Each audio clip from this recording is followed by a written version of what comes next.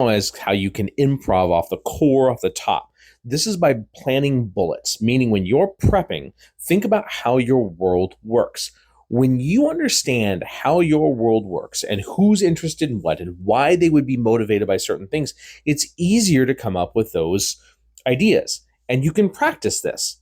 Just sit down and put your players in a city and say, where would my players go? And then give yourself an answer.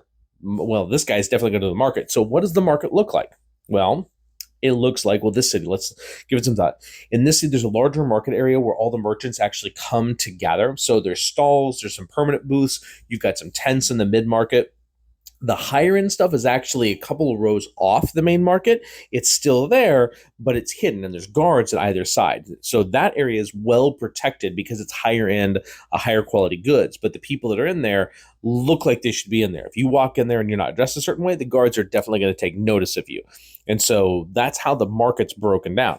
I don't need to know where they are. I don't need to have a map. I don't need to have any of that stuff. Then when my players ask me, well, I'm looking for this kind of shop, you'll notice right off in the northeast corner, I'm just making shit up. You're going to see three shops. They all look kind of like herbalist shops or alchemy shops. You can't tell from a distance, but they're definitely, you see plants hanging outside. One looks like you can see potions on the inside. I'm literally just riffing off the top of my head. And you get better at this by doing it over and over and over again, but knowing that the market, the merchants come to this area.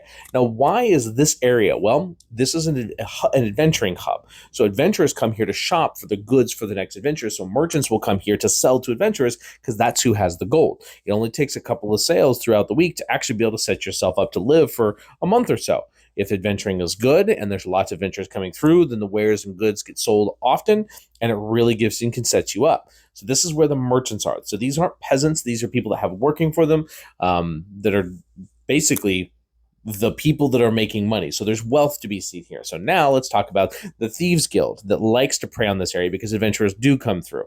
So now they understand that if they are too aggressive, so the Thieves Guild is actually monitored by the Thieves Guild. So that way, if you're thieving and you're not under the Thieves Guild, you're going to get in trouble because you can't thwart adventurers off. Otherwise, there's nothing to be stolen.